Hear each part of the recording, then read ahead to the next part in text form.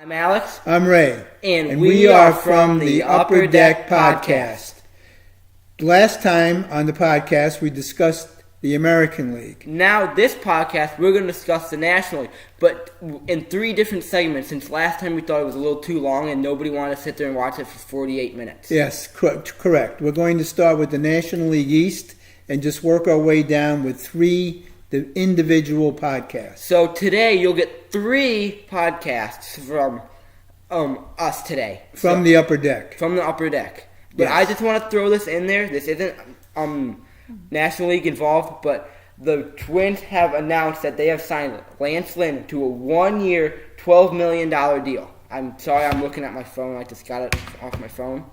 So I just wanted to tell you that so we can keep it up to date. But now we're going to transfer into the National League since we talked about the American League last time. Arrieta is still discussing his options with a couple of different teams. Those teams are the Phillies, Nationals, and Padres. The Phillies have the most cap space, so they can offer him the biggest contract that he's looking for. Well, I think the main thing with him is that he's looking for a long-term contract. And we're going to discuss that in another podcast about these contracts, how long they are for pitchers. So we won't get into it that much today, but that's something for the future. Okay, but today we're just going to, for this podcast segment, which is trying to be 15 to 20 minutes long, but he doesn't shut up half the time. Well, I like to talk. So we're going to cover the National League East.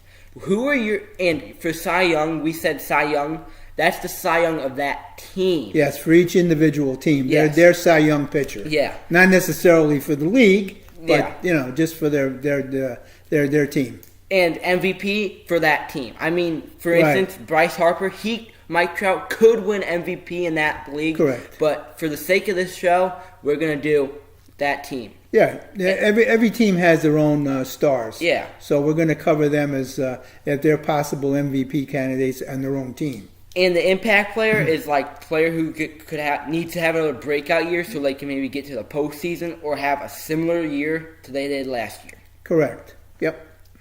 So for the Nationals, who are your predictions for Cy Young, MVP, and impact/breakout player on that team? Okay. Well, and if you're gonna have it be impact, you gotta say he's an impact player. Or he's gonna be the breakout player. Oh, okay. Right. What category he falls in? Okay, I go with the Cy Young for the Nationals. It's hands down. It's got to be Max Scherzer.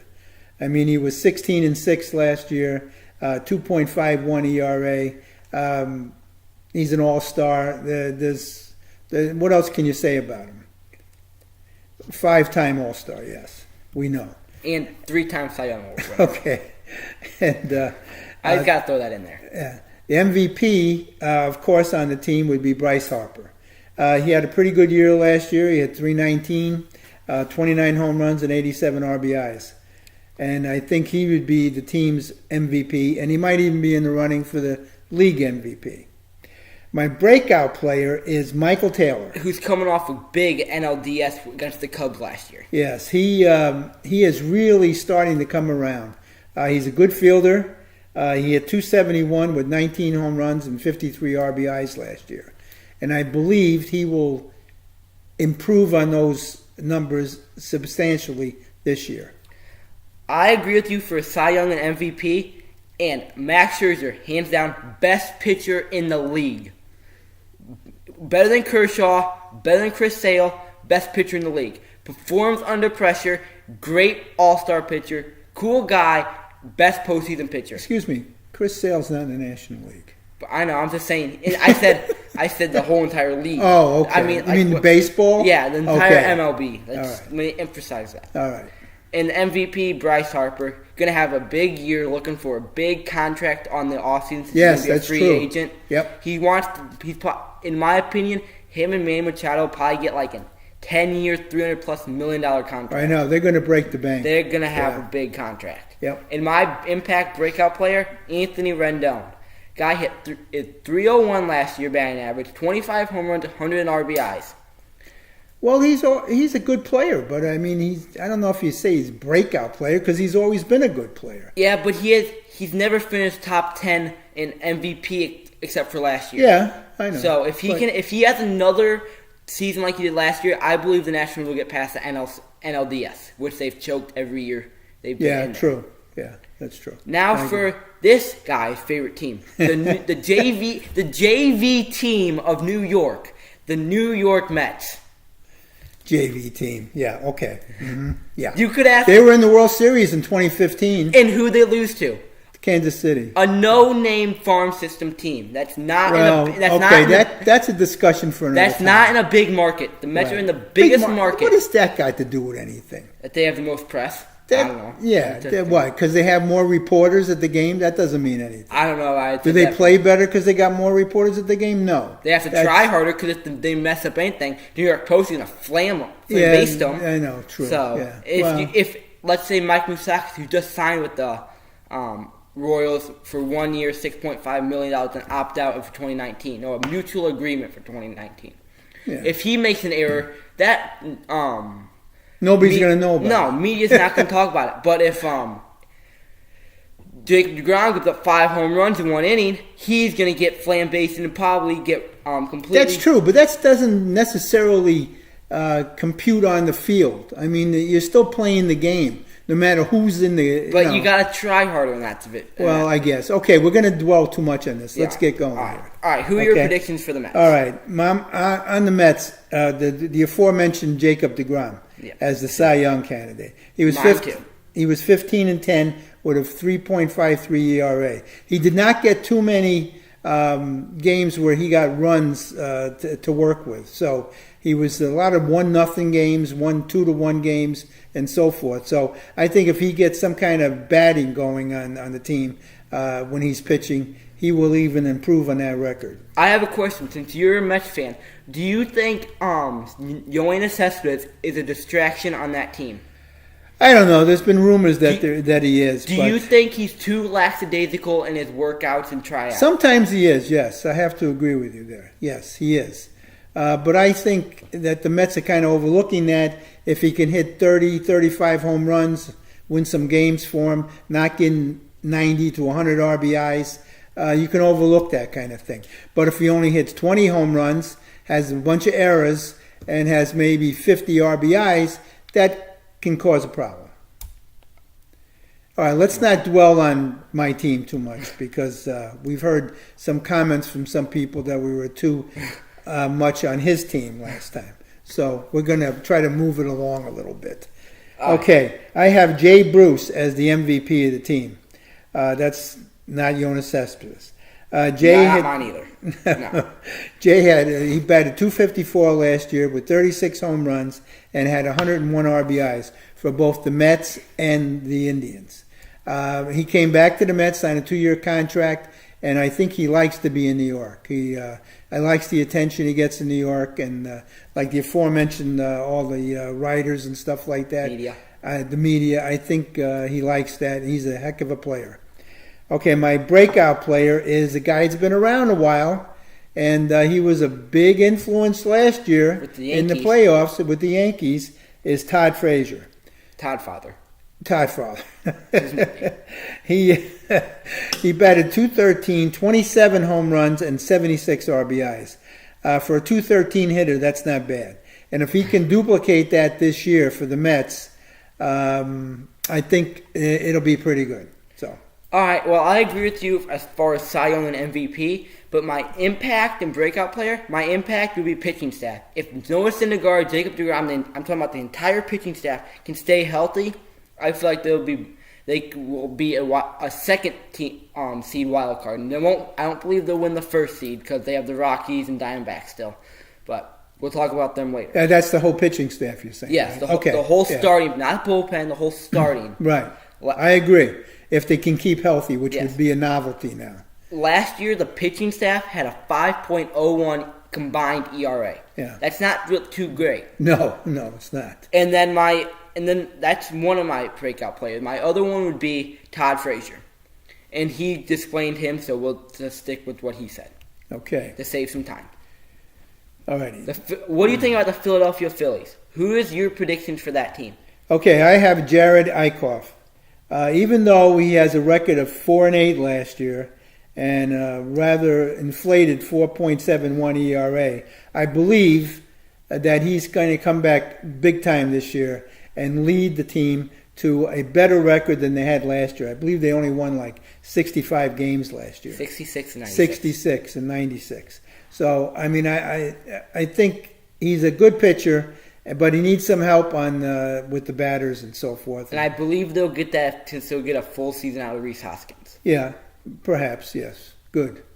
And my MVP of the team is Odubel Herrera. He's center fielder. He's hit 281, 14 home runs, and 56 RBIs. He's a good player, a good hitter, and I think he's going to have a good year this year. He was only in the league, I think, 2 years, last year. That might have been something like that. Yeah, something like that. He's been in the league very few years. Yeah, he hasn't been around too long. So I think he's getting better every year, and I think he's going to be coming up to the cream of the crop. My impact breakout player is Nick Williams. He hit 288, 12 home runs, and 55 RBIs. He's another guy that he's a solid player, and I believe he's going to improve in those numbers. All right, we have completely different things here. So yours is obviously wrong. Okay, sure, okay. My Cy Young, Aaron Nola. He was the ace of that team last year. It was his only second year in the league. He was 12-5 with a 3.54 ERA. Yeah, and he was named the starting pitcher. He was named the But I've seen him get lit up in the preseason here. It's spring training, not this spring isn't football. Training. Yeah, I meant. And my MVP, Rhys Hoskins. He hit 259 last year, 18 home runs, and 48 RBIs. He only played in like 48 to 54 games, somewhere in that range. So if they'll get a full season out of him, I feel like he could be a 30 to 35 plus home run hitter, and in his career might win an MVP. Not next year, but I feel like down the road in his career, he's going to win an MVP. My breakout player, Carlos Santana. He signed with them in the offseason, at the beginning of the offseason. He played for the Cleveland Indians last year. He's going to play mainly first base and maybe some outfield, but he batted .259, 23 home runs, and 79 RBIs. I feel like if he can hit 20 home runs, that will boost that team into third place in that division. You Braves, Atlanta Braves. What do you think about them? Okay, the Atlanta Braves. I think it goes without saying. I think their Cy Young candidate type of guy is Julio Teheran. Teheran, whatever. I said he was 11-13 last year, 4.49 ERA. And another guy that did not get much support from the hitters. He had a lot of 1-0 games, 2-1 games, the same as Jacob deGrom. And, of course, their MVP is always the same guy, Freddie Freeman. He had 307, 28 homers, 71 RBIs. And my breakout impact player would be Nick Markakis. He hit 275, 8 home runs, 76 RBIs. Now, I believe he brings a new dynamic, and I believe he's going to do a lot better, especially in that new ballpark they got. The home run should be flying out of there for the whole entire year. I hope he's not a power hitter. Well, I think he will be. He's not. Everybody's going to be one in that ballpark. No. If you look at his stats over the last year, I think the most home runs he hit in a single season was 20, and with the Baltimore Well, 20 Orioles. Isn't bad. But That's that was like good. in 2012. Okay, well, if he hits for average, then. My Cy Young and MVP are the exact same as the old guy sitting next to me. But I don't know. I don't think he said Freddie Freeman's statistics from last year. He batted .307.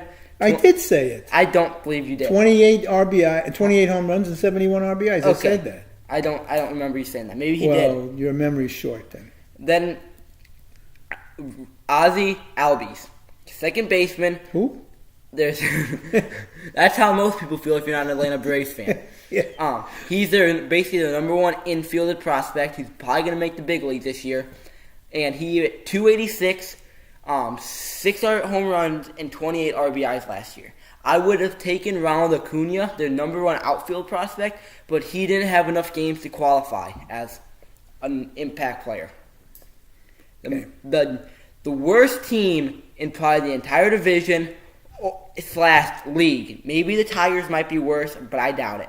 I'm not even predicting this team to win more than 62 games this entire year. What team is The that? Miami Marlins. The team that has nobody. Not a single Well, person. wait a minute. I have the MVP, Cy Young, and Impact Player for the Marlins. It's Derek Jeter.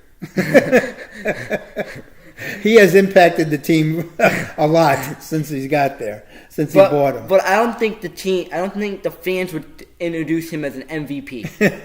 I don't think. No, I don't think so. Maybe No. an impact player, but not an MVP. Impact, yeah. I don't think. But let's get to the real teams that are probably, most of them are probably in the AAA team still.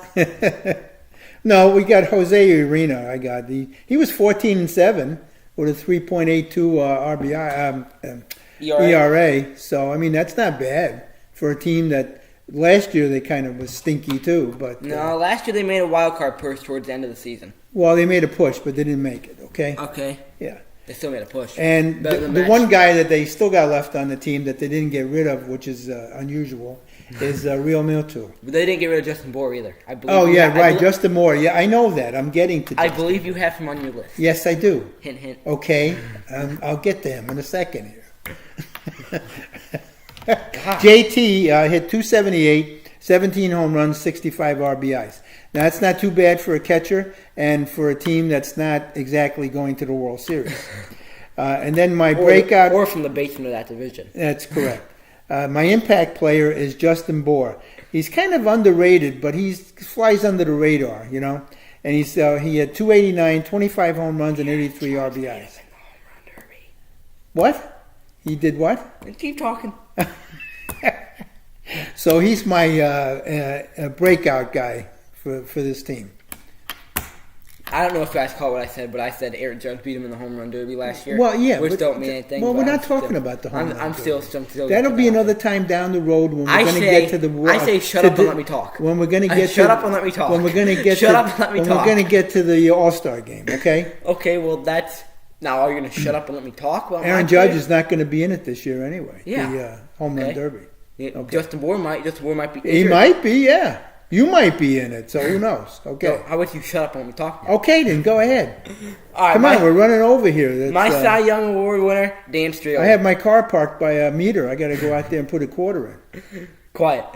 Let me shut up and talk. Let me shut up and let me talk. All right. My Cy Young Award winner, Dan Straley, 10-9 with a 4.26 ERA last year. He wasn't exactly the ace of the staff, but he provided that veteran clubhouse presence for those younger players like Jose Urena. And he's probably going to do that same thing for Sandy. I can't say. They received him in the Marcell Ozuna trade.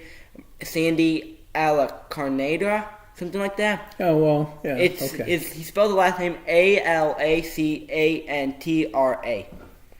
I believe how he spelled it. Don't quote me on that, but that's how I believe he spelled it last time I saw.